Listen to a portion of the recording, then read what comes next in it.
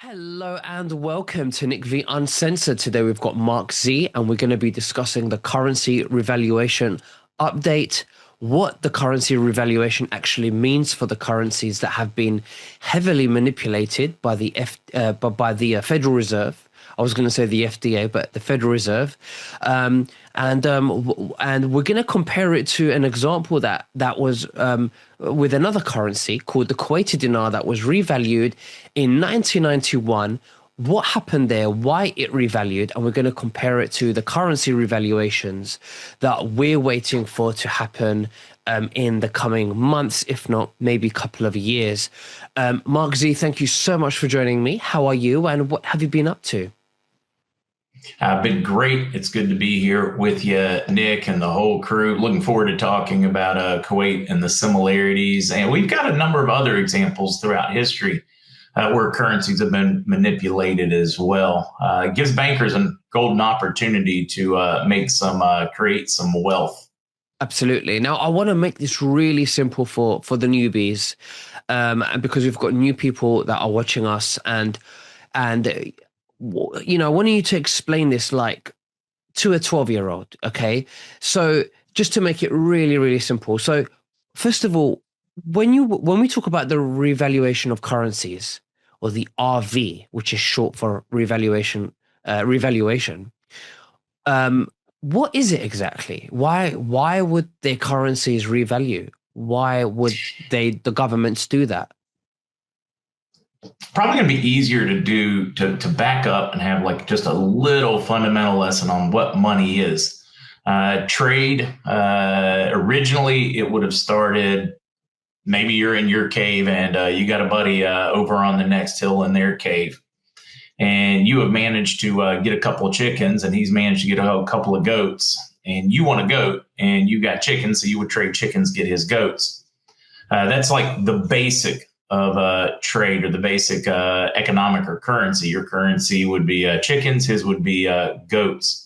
Your problem is what happens when you add a third, fourth, fifth, sixth person. They're over in their cave. Somebody else has, I don't know, maybe some doves, maybe some really cool arrowheads. But what happens if the first person wants an arrowhead? So he goes to the arrowhead guy and he's got a chicken. And the arrowhead guy's, yeah, I really don't want a chicken. I want a goat. I want a pigeon. I want a dove. I want something else. And so now the guy that wants to trade or wants to get those has got to go to somebody else to find it. It's a back and forth. Money was created. It was a measure of value. It was more efficient. So you would use the money to go to the person. They could then turn around and use that money to go and buy what they wanted. So it took out one of the steps. So if did that make sense to you? In other words, if I want an arrowhead, I go to the arrowhead guy, but he doesn't want my chickens because he wants a goat.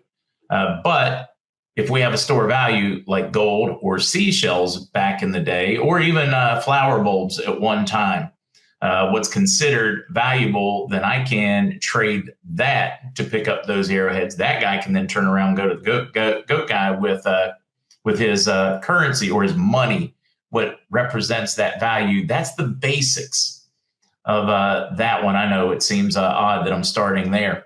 So you're basically saying that every country has a reason.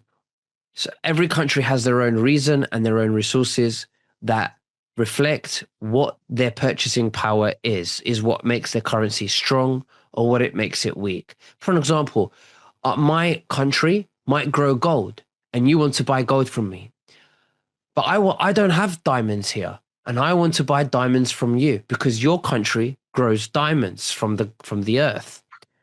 And this dictates the purchasing power of that country's currency. Is that what you're saying? In an ideal world, exactly.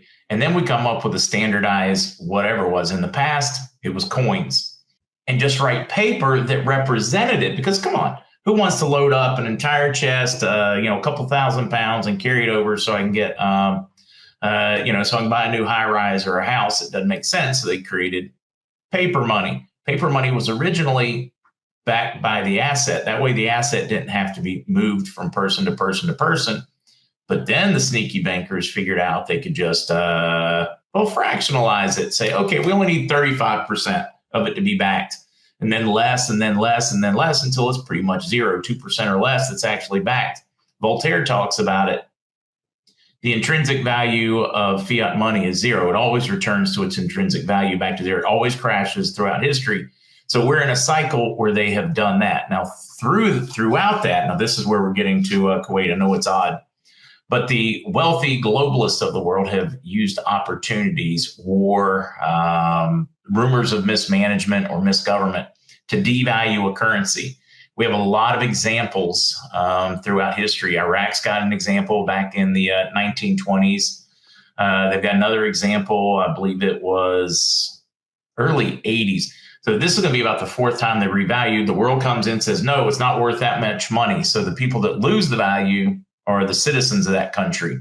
Unless they hang on until it revalues, then it goes up. But usually they dump their currency. And then these mysterious world bankers come in and say, they fix things. Let's revalue that currency up. But they know ahead before they make the decision. So they load up on currency and they make bank. Kuwait, golden example. Iraq goes into Kuwait, gave the globalists, the Soroses of the world, the excuse to say, your currency can't be worth that much. That crazy Saddam Hussein may use all that currency when he ran into your country and overtook your banks and your treasury. He could use that, and that's the most valuable currency in the world. He could use that to do really bad things. So we're going to need to devalue your currency. So they just said, okay, your currency that is worth, let's say actually time it was closer to $4, $4 per dinar. It's now worth, I don't know, $1,200 will buy you $1 million. So they devalue it with the excuse that it's going to take away the military power. After these countries recover, they reinstate their currency. So they magically deflated the value and then magically inflated the value. And it's been used to rehypothecate them forever and ever and ever. This time, we the people found out. I've got friends that took advantage and were part of the Kuwaiti, but used to be only very qualified investors got to take the opportunity or even found out about the opportunity. That changed with the Iraqi dinar. And then we find out, or we have many sources that say that the Vietnamese dong and many world currencies are tied to this reset of fixing what the value should be based on what their nations have in assets. And a fiat cycle coming to the end at the same time. You'll hear a lot of people talking about some kind of magical gold treaty for the world where they all go on some type of parity system. So we have to adjust all the currencies' values for what they have. Level the playing field. This has been done throughout history. It was done with the fall of the Great British Empire. It was done with the fall of the Spanish Empire. Their history is replete with examples of revaluations. The U.S., 1913, when the Federal Reserve took over, we had a financial currency reset. Most people don't acknowledge the 1971 one when we went off the gold standard. But it counts as a revaluation. Sometimes they're positive and sometimes they're negative. In Kuwait, we're going to get to that one in a minute. I'm going to stop now and let you squeeze in some questions. Absolutely. This is before we go into the Kuwait dinar, which is very interesting. This is what we call the wealth transfer from the elites to we the people. And even in cryptocurrency, even if you hold gold or silver, we're going to see numbers that they're going to be skyrocketing. And the thing is, a lot of people ask me, where can I get the Iraqi dinar? Because the Iraqi dinar, it's actually they don't trade internationally, so it's very, very difficult to hold or to have or to buy Iraqi dinar.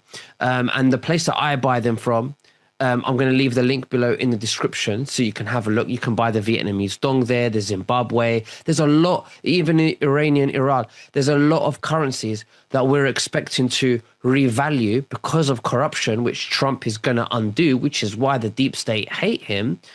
And he's leaving Israel to last, in my opinion, this is the Zionist regime that Israel has been doing for so long now. And controlling and corruption. So let's talk about the Kuwait dinar, because if you can tell us how much their rate was before the war, who went to war, what was the rate after the war, and then tell us how low it was, how bad their rate was, and then tell us what their rate, because their rate went back to the rate before. So tell us all about that. Tell us the numbers, and when Mark is telling you this, just think, this is what is going to be happening to the Iraqi dinar and the Vietnamese dong. They are going to return back to their old rates before they were manipulated. Please, Mark, if you could tell us. Yeah, and I'm not going to be exact on this because it's going to fluctuate over time, but I'm going to give you roughly. I just wasn't prepared with all the articles, but I have, like, in the last month or two, we've shared a lot of these, and it's been a lot of fun over at the original markz.com. Roughly around $4, the Iraqi dinar was very close to the Kuwaiti in value. At one time, even stronger, but Iraq, roughly in the early 90s, 320 something for their currency. Kuwait was a little higher. Right now, Kuwait is the strongest currency in the world. Last time I looked, somewhere around 350. Feel free to check me, folks. I reserve the right to be wrong on the exact number there, but roughly. So let's just back up before the invasion, before Saddam Hussein and company went flying into Iraq. It was worth, let's just roughly that same 350. And then suddenly you could buy, and this fluctuated some because they came out with another currency too. And I'm going to tie the correlation into, or the similarities into Iraq. So they devalued it. They immediately devalued it. And then suddenly about $1,200 would buy you 1,000,000 Kuwaiti dinar.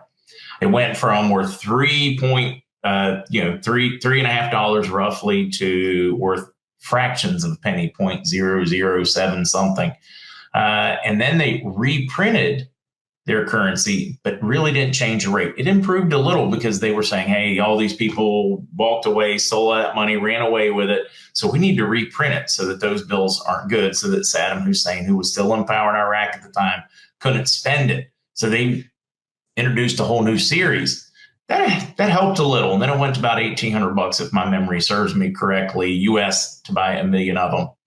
In 1991, we flash forward, number of different articles. They have finally become safe and stable again in Kuwait. Kuwait's now in charge of themselves.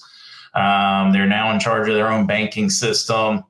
And a lot of people in the world are going, okay, when are they going to revalue this up? We start getting articles in the weeks and months leading up to this revaluation, including just days before they revalued it back, talking about how, well, it's still kind of a war-torn area. They've made so much great progress, but there's still this, and this as to why they can't go. And then, bam, they reinstated the value. It fluctuated as high as about $9.88 on the free market because it was much more of a float back then. They put themselves in a basket of currencies, the same one that they were in previously, same basket that Iraq wants to go in. And of course, Kuwait, very, very, very oil rich. And now they're the most valuable currency in the world again at roughly 3.5 or so. So the value was reinstated. If you were smart enough to hold the currency, you did well. Oh, back to that reprint. When they first, and I talked about reprinting it, they changed all the series. And I just want to highlight that again, because what did Iraq do? They did the same thing. They made all the Saddam Hussein era bills. They reprinted and said any of them with his picture on it, they were demonetizing. They were taking them out of circulation. Now, there is some back and forth as to whether if the value changes, they will acknowledge them, because some of those are still used in remote regions of Iraq. It's possible. I don't know what to tell you, but they issued a new series because he could have printed more before he was removed from power. They didn't know what was in circulation, blah, blah, blah. Lots of technicalities there and excuses. So they printed that whole new series. That is very similar to what they did with Kuwait. And now we're waiting for them to change or reinstate that value. You look at the economics for the country, they have about 100 trillion. Actually, it's about 90. I think it was 96.9 trillion, if I remember yesterday's article properly. In circular, not yesterday, Wednesday, Saturday's article, they gave us that number.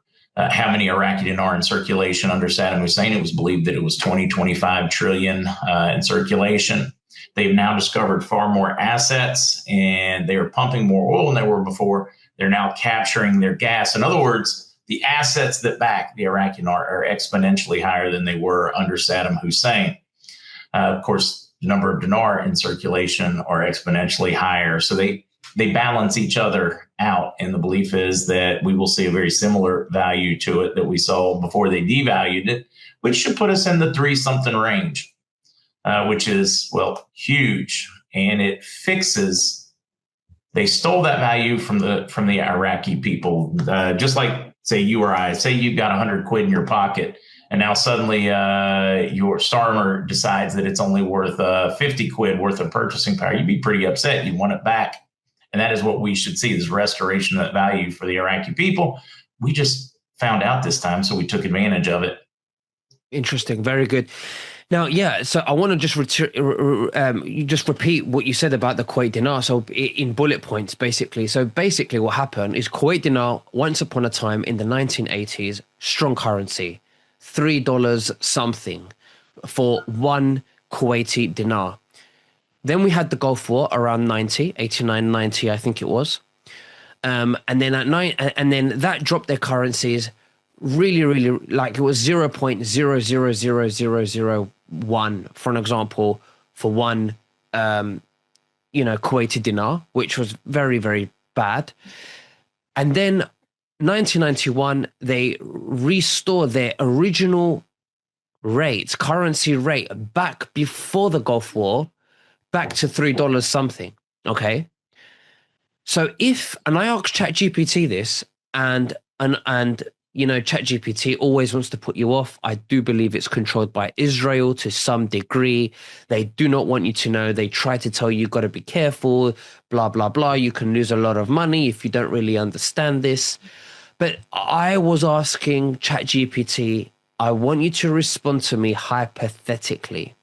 So hypothetically, I asked ChatGPT, if I was holding a Kuwaiti dinar and I bought it when the rate was very manipulated and undervalued, and I bought millions, really, really cheap, and then the revalue happened, they restored their rate pre the Gulf War back to the $3 or whatever it was, and I had changed or exchanged my currencies back to dollars, would I become a millionaire overnight? Would I make $1 million overnight? And the answer was hypothetically yes. And that's what I was looking for, because I was waiting to see if they would have said, well, actually, they changed their notes, so they wouldn't have accepted these notes. But it didn't say that, because they would have accepted their notes. So hypothetically, if I was holding their notes, it said, yes, you would have become a millionaire. And then and then it said, but back in those days, there was no internet, and it was very difficult for anybody to have, to have this kind of information, and for you. And so it will be very unrealistic or unusual for anyone to go and buy the Kuwait dinar to have that money in hindsight. So this is what we're waiting for the Iraqi dinar to happen. Now, you mentioned that the Iraqi dinar under Saddam, they weren't aware of some of the resources that they have now. And I think how much was the rate under Saddam Hussein?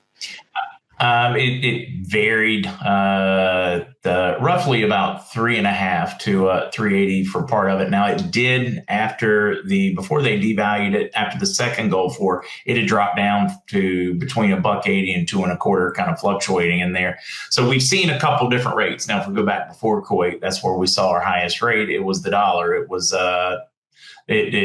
between that and Kuwait, they were the highest valued currencies in the world. But roughly, just to keep the math easy, 322, I think, was the last stable before they started devaluing their currency and all the war and unrest between Iraq and Kuwait started.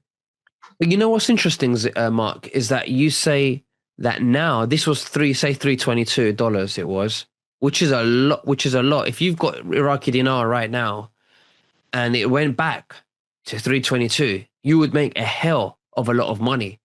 And and this is the information that I want to share with the viewers because it's part of the wealth transfer. And I'm very big on spreading your eggs. You should have everything. You should be having gold, XRP, a bit of currency. This is the time that everyone's going to make a lot of money. So and a lot of people are going to lose money. Sorry? A lot of people are going to lose money too. Why'd you say that? A lot of people, depending on where their money is, what it's invested, let's say they're in a fiat currency in a country that doesn't have a whole lot of assets. What's it going to be worth? It's those that kind of like you talked about gold, silver, some of these other currencies, XRP. Where's that money going to run? And historically speaking, whenever they've reset fiat, it's always run to asset heavy countries, currencies, or metals, which is exactly what you are playing when you're talking about those investments or those things you're talking about buying. Absolutely. Now, you mentioned that when Saddam was in charge of Iraq, the dinar was about 322, give or take. Yeah, we know it fluctuates, but significantly higher than what it is today.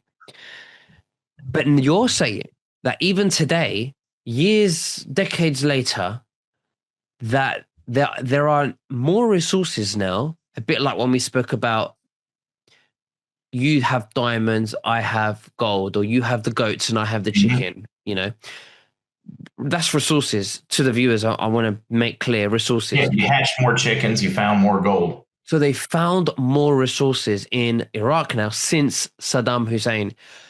Now, how much more would the rate be? Does that mean that we should expect a higher rate than $3? Normally, I would have said yes, but they have printed more currency. We don't know for certain. The guesses are somewhere between 3 and 4 times more. Now, they had printed way more than that, but the Iraqi government has been removing massive amounts from circulation and just destroying it, which helps support the value of their currency. And it's something that Kuwait did before they changed their value too, because they didn't want as much in circulation so that they could support a higher value. So since we've got more in circulation, yes, we've got more assets, they should offset each other. So in my opinion, based on what history has taught me, we should see a very similar value to what we had before, not way more because they've discovered more assets because they printed more dinar already. So that should kind of balance those out. Absolutely. Now, I do think that Israel is behind everything. The Zionist regime, the banking, the Rothschild, they control everything. Now, I do believe that Israel wants to they want to take over Iraq. Is that correct as well as the West Bank, as well as Gaza? That one's a really tough one for me because, we're told that we're supposed to support Israel, but I do not think that the Israeli government represents the Israeli people or Israel as the nation personally. So I get a little in trouble in that. But yeah, they would like to rule the world through finances, or at least that's my belief. Of course. Yeah, no. And a great way to do that, control all those regions because they are so wealthy. If they could control Iran, if they could grow their influence, it would be a scary thought in my book, just based on history, based on what they've done in the past. The USS Liberty, I don't want to get myself in trouble here. That's okay. I mean, there's a lot. My viewers understand that it was only formed in 1948 and there was no Israel before that.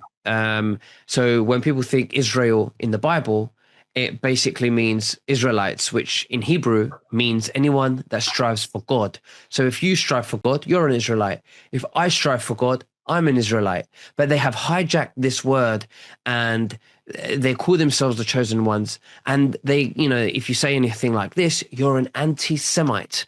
And that's very interesting because they are not Semites. They have no Semite DNA. They are from Eastern Europe, like Poland, Ukraine, and Russia, and other countries like Lithuania. But the real Semites are the Palestinians, ironically, the ones that they are trying to ethnic cleanse. The Palestinians are the real Semites. But anyway, that is a conversation for another video. So I just wanted to clear that one up because I know it's very controversial. But very.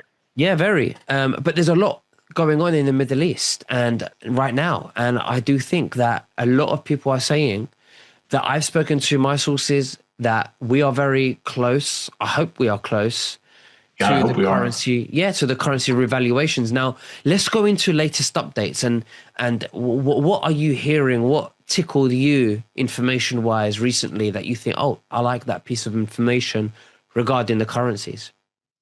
If we understand the way this reset's supposed to work, we're supposed to reset all the books, not just one country, not just a single revaluation. And which So currencies is that? Which, when you say all the, uh, yeah, theoretically up to 209 different countries, but we talk about many of them. We talk about Iraq, we talk about Vietnam, we talk about Indonesia, some of the ones that have great resources but a very undervalued currency. So that's what I'm referring to. Many values adjusting. Those are some of the ones that I'm watching closest. Many people watching Zimbabwe or Venezuela as well. Venezuela is a grossly undervalued currency. Possibly has a great potential in the future. Iran, greatly undervalued currency based on their assets.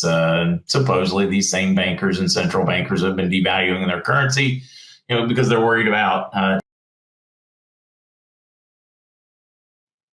some of the other ones I'm watching. Now I just distracted myself. Where were we at, Nick? yeah, of course. It's very interesting. Okay, great. So, and also the Vietnamese dong as well. That's a very big one. But why is it that the Iraqi dinar will go first? That's a very common thing that I hear from my sources. The Iraqi dinar will be first to go, and then the others will follow. Why is it the Iraq? I've been told it's the cornerstone because it's the country that should see the biggest adjustment in value. So just think of it as a single race, single Boston Marathon. It's just which runner's getting through the winner's tape or the finish line first. It's still the same race. It's not like someone's gonna one of them's not gonna go for way after. They should go pretty close on each other's heels, virtually the same time. Of course, interesting. Well, there's a lot of people also that have been waiting for this to happen for a very long time, and we always thought, how is this going to happen? And when Trump came in and he was exposing the deep state, and he's woken up millions and millions and millions of people worldwide, which he didn't have to. And when people say to me, "Oh, I'm not sure if I trust Trump, or he's a puppet." Well, I always ask myself, why would he wake up millions and millions of people? What, to make it harder for the deep state to usher in the one world government? It just doesn't make sense. And I think all this is a 5D chess game. What do you think? If you just look at the evidence, usually the simplest answer is the right answer. And that makes more sense than anything else you're seeing out there.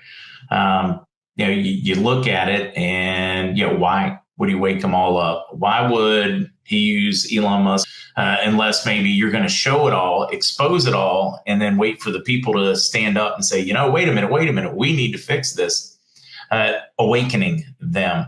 It makes sense to me when I look and I try to back up to a 10,000, 20,000 foot view and say, that's what makes the most sense. He's waking them up so that they can reset the system, or so that we can reset the system. If that makes sense. In other words, it's not okay if he just does it himself from on high and nobody finds out about all of the crap that went on before, because then it doesn't get fixed. Maybe things are a little better for us short term, but they'll go straight back to the same shenanigans and evilness. So you really need to expose it. That makes sense to me as to how you see his behavior, how you see many of the behaviors around the world. I hope our world leaders aren't this stupid. When I look at Starmer, I look at Carney, I look at Australia, I look at all these different countries. I look at Joe Biden, look at just a couple of years ago, I look at Democrats now with many of the riots and protests and some of the things coming out of their mouth. I just have a difficult time thinking people are either that stupid or that evil. But reality is there are a lot of people out there that are that evil and that stupid. Yes, unfortunately. Well, Mark, thank you very much for sharing everything with us today. I'm going to leave the link below in the description for where you can buy the Iraqi dinar and many other foreign currencies. I think you should definitely look at it, spread your eggs, in different baskets. Make sure you're in this as I am, as we are. Mark, is there anything else that you'd like to say to the viewers before we finish? Biggest thing I'm going to say is just remember, guys, it may look dark, but we are close to the finish. It always looks worse right before we cross that finish line. Absolutely. Well, thank you very much, Mark, and we'll speak again very soon. You take care. Bye-bye. You too.